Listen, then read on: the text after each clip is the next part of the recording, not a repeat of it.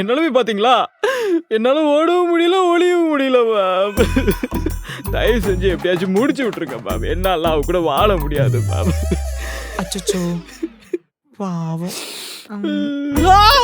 Ma'am கையை விட்டுட்டு சும்மா இருங்க மேம். சாரிப்பா.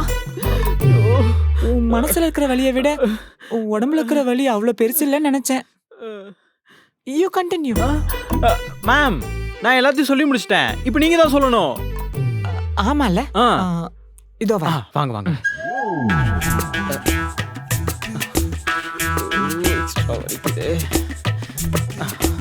என்ன எழுதுறாங்க? உன் கதைய 1 லைன்ல சொல்லணும்னா ஒரு பொண்ணு உன் வாழ்க்கையே நாசமாக்கிருச்சு. கரெக்டா?